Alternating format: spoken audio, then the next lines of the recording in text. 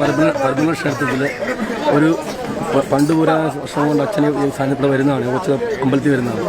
അങ്ങനെ ഇവിടെ വന്ന് അച്ഛൻ 25 വർഷം കൊണ്ട് ഇവിടെ ഈ വായന രാവിലെ മുതൽ വൈകുന്നേരം വരെ ഗണപതിക്ക് വെച്ച് ഭാഗവത പാരായണം ചെയ്ത് വൈകിട്ട് പടുക്ക് വെച്ച് ഭജന കഴിഞ്ഞ് 2, 8, 9 മണിയാകുമ്പോൾ ഭജന തീരും. അതുവരെ ഭജനം ചെയ്ത് ഞങ്ങളെല്ലാവരും കൂടെ ഒത്തുചേർന്ന് പോയിക്കൊണ്ടിരുന്നത്.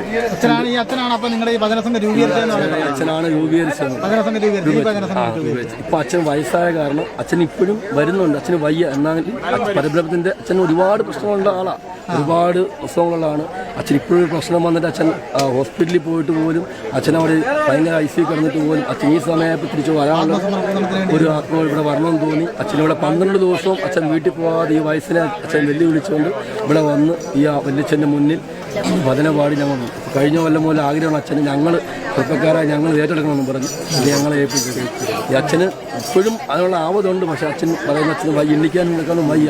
എന്നാൽ അച്ഛൻ നല്ല മനസ്സാണ് ഇത് മുടങ്ങി പോകരുതെന്നുള്ള അച്ഛൻ്റെ ഒരു ഭയങ്കര ആഗ്രഹമാണ്. അപ്പോൾ അത് എൻ്റെ സ്ഥലം കണ്ണൂരാണ്. കണ്ണൂർ കൂത്തുപറമ്പ് എന്ന് പറയുന്ന സ്ഥലമാണ്. അപ്പോൾ നമ്മളിവിടെ വന്ന് എല്ലാ വർഷവും മുടങ്ങാതെ 12 ദിവസം, അത് എവിടെയൊക്കെ ആണെങ്കിലും എല്ലാ വർഷവും 12 ദിവസം നമ്മളിവിടെ വരും. അച്ഛൻ്റെ ഒക്കെ ഇതുകൊണ്ട് ഇങ്ങനെ വരുന്നത് നാമം ചൊല്ലുന്നു പോകുന്നു. ഞങ്ങളാരും ഇവിടെയുള്ള ആൾക്കാരില്ല. എൻ്റെ ഇവിടുന്ന് ഒരു 30 കിലോ സരിപ്പാടെന്ന് പറയും. അവിടെ അടുത്ത് 5 കിലോമീറ്റർ.